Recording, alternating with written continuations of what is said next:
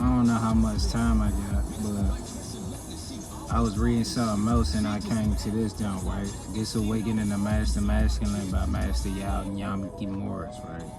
Did about the counterfeit persona. So it defines it. This section gonna define it. The difference between the personality and attributes you have and the personality and attributes you were born with is defined as your counterfeit persona.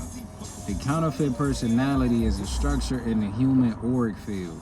It interferes with the natural energy flow within the core of the male or female. This book about the male, we got nothing about female or women, men and women.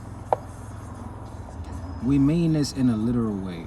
Mental thoughts, emotions, false beliefs, dogma, and trauma have a direct, tangible impact on our energetic body. Come on. I got you. Shit, you can want to. Come on. Nah, come on. Yeah. It was a bit.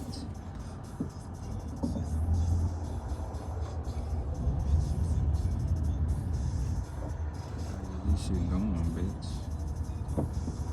See how smooth I made shit? Come on, bro.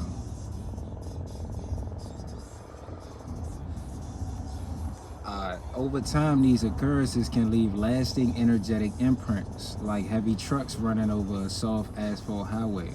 After a while, the tires leave a groove in the roadbed. Any modes that are purely social in origin should not determine proper behavior and attitudes in male-female relationships. So if a social group develops a set of relationship guidelines based on personal styles, religious beliefs, peer-driven appetites, past practice, current cultural trends, or such, these by definition will fail. If the social model is not aligned with human DNA programs, natural attributes, and natural human sexual systems, it will produce corrupt personalities. If it is not aligned with the native human template, it is counterfeit. So if it's not aligned with with your God-given design, it's a counterfeit personality. It's a counterfeit persona. It's like some shit that was created out of a vacuum. So like it kind of left you up for possession. You dig what I'm saying? Now in Kali Yuga, good and evil, demons and demigods, they both inhabit the same areas within us. It's no longer a separation. They kind of like, you dig what I'm saying? So in a way, that's better. But there are 5 versions of this counterfeit personality structure, which are the schizoid, oral, psychopathic, masochistic, and anal. These energy structures in the auric field mirror negative conditions and abnormalities in the physical body. We can especially see direct correlation between illnesses connected to certain major organ systems and a particular personality type. Not only are there different versions of counterfeit personality, there are also various grades or levels of each particular version. In other words, there is a scale that measures how out of alignment the personality is from the natal template. The 5 grades of the counterfeit personality are mild, acute, chronic, severe, and necromancy. That's why I be talking about vampires and shit. Like you don't think we all know you realize you feed on blood, bitch. Social structures is like, all right, we all eating meat. It's kind of like, what? You don't want to eat no food? You don't want to fast at least a day out the month? I could never do that. That's some counterfeit shit, because on the 11th day and the 26th, 27th day of every month, that's the day where you ain't even really that hungry. So now you kind of your condition. I bet. So these grades apply to each of the 5 versions of the counterfeit personality. The difference between the personality and attributes you have and the personality and attributes you were born with is defined as your counterfeit persona. The counterfeit personality is a structure in the auric field that interferes with male energy patterns and female energy patterns, right? As we said, there are 5 versions of the counterfeit personality. Each version may be expressed in a mild or a severe way. There are 5 grades to measure how bad your personality is out of alignment to your natal blueprint. Mild is slightly out of alignment with the original self. Necromancy is massively and rigidly out of alignment. If a male or female has any one of the 5 types of counterfeit personalities, and it has reached a chronic or severe phase, they become insolvent. A solvent is something that can be dissolved. Water is a universal solvent. Water is pure. 7 is pure. Put this shit out, boy. 7 is pure. So water is a solvent. Bruce Lee say be like water. So this person kind of is either so acidic, like it's no amount of water, or it's nothing that can kind of like fix that in them, or they so base, and I would think it's more base. Like it's just they kind of lead. In alchemy, base metals is lead, and lead ain't really going. I don't think lead dissolve, and you will have to do tremendous feats in order to get that going. How you like. Ooh, shit. Might have to put this out.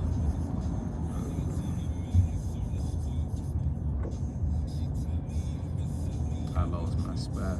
Saying it at least.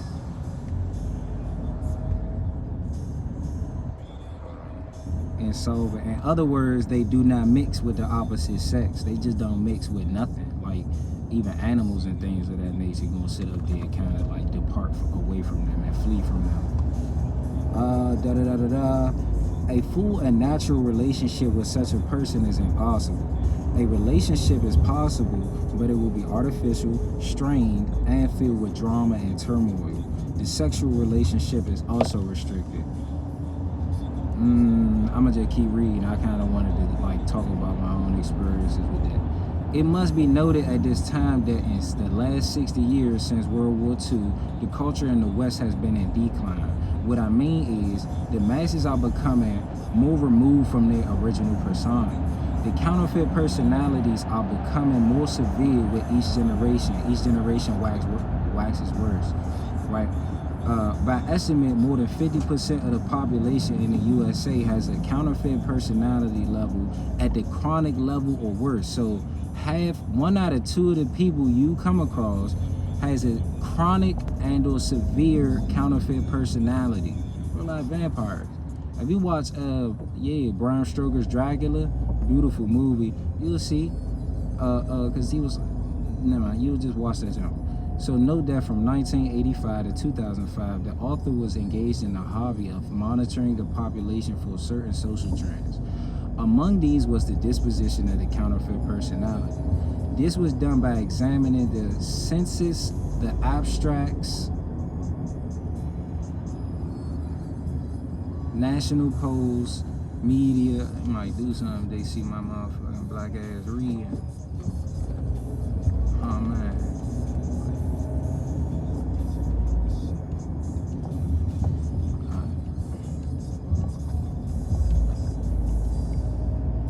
He also checked this against more intimate polls. He did media, empirical models. By interviewing leaders of social networks, divorce lawyers, social workers, life coaches, etc., the composite of the 2 models produced an index. It's not scientific, not purely, right? And certainly there's a degree of inaccuracy. My models were too heavily weighted with African American, about 45 to 50%, as these were more available to me. The national polls were too heavily weighed with white Americans. It was a hobby, but we found the index to be an accurate indicator of divorce rates and pegging in measures of years in 1985 reduced down to months in 2005. After 2005, the author gradually reduced the polling effort until he stopped altogether in 2008, right? And the textual reading was originally written in between 2006 and 2008. It was revised in 2010. The last time the index was calculated. It was edited with slight revision again in 2016. You don't mind, champ.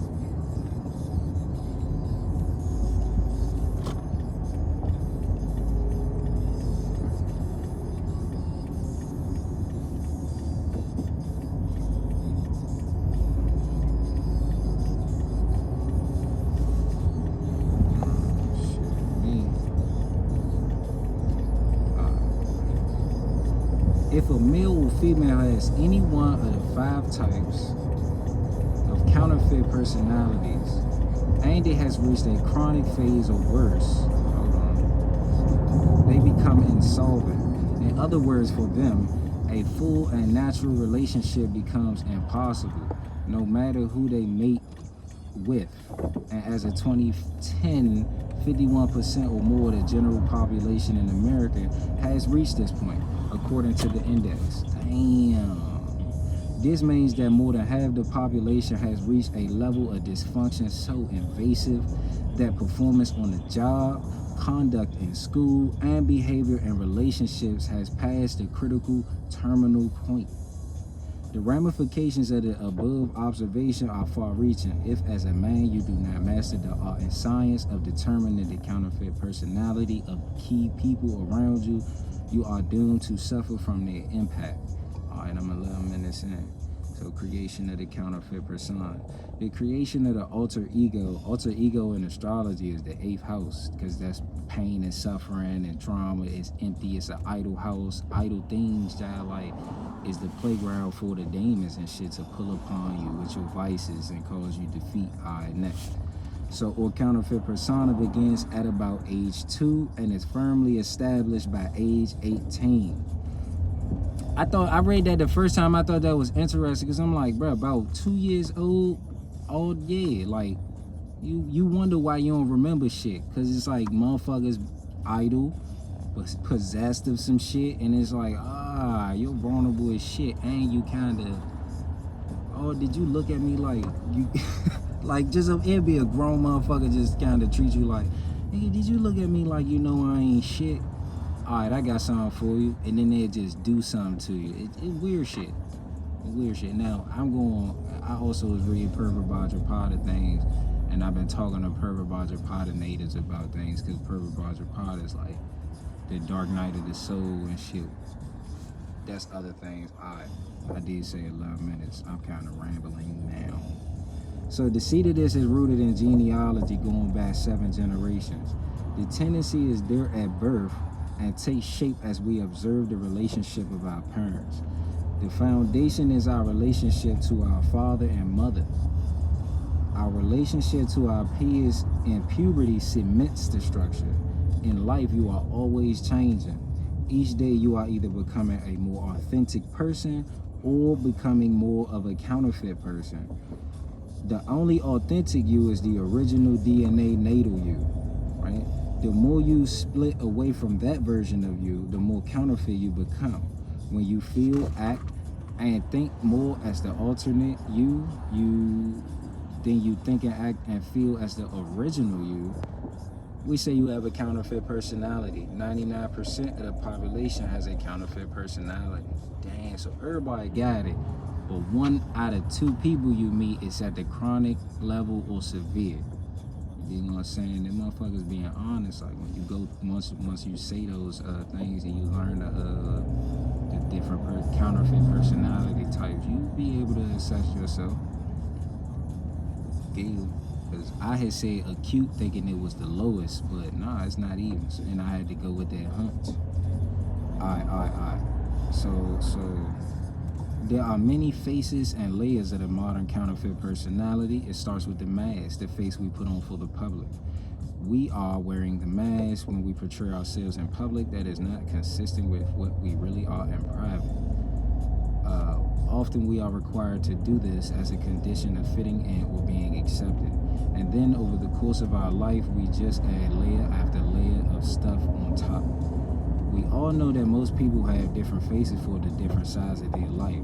These faces are matrices or personality that we gradually construct during our lives and are comprised of our coping mechanisms. They are scars, badges, and lessons you've learned. The counterfeit self eventually becomes the image that you come to believe is the real you. But these faces don't reflect the inner you, the core of you. You become your cell phone. That is how you identify yourself, and that is how others see you. You learn to define yourself as your title at work, your uniform, the awards and trophies you have won, and the property and assets that you own. You are restaurants that you eat at, your website, your suits, your blog nickname, and your shoe collection. Even our cars become our exoskeletons and an extension of who we are. So these are the 5 types, right? So the schizoid personality, he or she believes that females and males are born with defects of character that cause them to act badly. They believe that it is the very nature of the opposite sex which is to blame for all his or her negative relationship experiences. Anger in the form of unprovoked hostility. So schizoid personality types, they have anger in the form of unprovoked hostility. Personality is fragmented. One week, he or she is fully engaged. The next week, their hostility restricts them to a partial expression of life. So they isolate themselves and shit, right? Alright, oral personality. The man or woman with an oral personality structure fears that their mate will abandon them emotionally. It is expressed as entitlement and selfishness. I am entitled to certain benefits from life, regardless of whether I make a contribution or not. If my mate does not gratify my entitlement needs in a relationship, it is a sign that they intend to abandon me. Alright, so that was the oral personality. The next one is the psychopathic one.